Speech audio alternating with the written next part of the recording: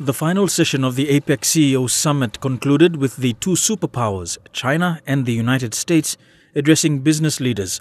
President Xi Jinping of China spoke of the development needs of the Indo-Pacific region, calling for nations to focus on its people as the cornerstone of development. One should not expect a particular model of development to fit all countries. Blindly copying the development model of others will only be counterproductive. So will be any attempt to impose one's own development model on others. Currently, China and the US are caught in a trade war, with both countries introducing tariffs on both sides. America says this is in response to unfair practices by China over many years. We have great respect for President Xi and great respect for China. But, in the President's words, China's taken advantage of the United States for many, many years. And those days are over.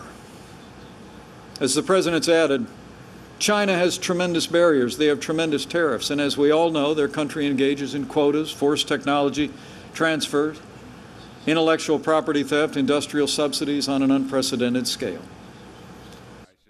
President Xi also explained China's Belt and Road Initiative.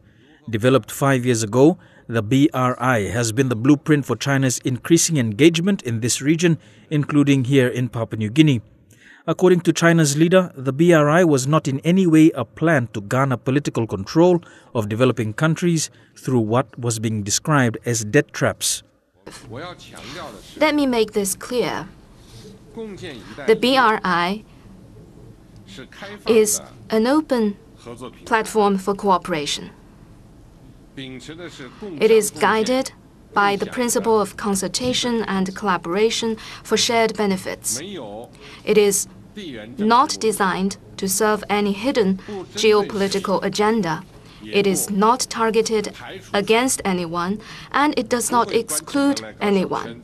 It is not an exclusive club that is closed to non-members, nor is it a trap, as some people has labeled it. Rather, the BRI is a major and transparent initiative with which China shares opportunities and pursues common development with the rest of the world. With extravagant amounts of funding being provided by China to developing countries, many of them in this region, there have been concerns that this level of funding may land many countries in debt. Debt that many may not be able to repay later on, a point not lost on America's Vice President. And so today, let me say with great respect to all the nations across this wider region and the world, do not accept foreign debt that could compromise your sovereignty. Protect your interests, preserve your independence, and just like America, always put your country first.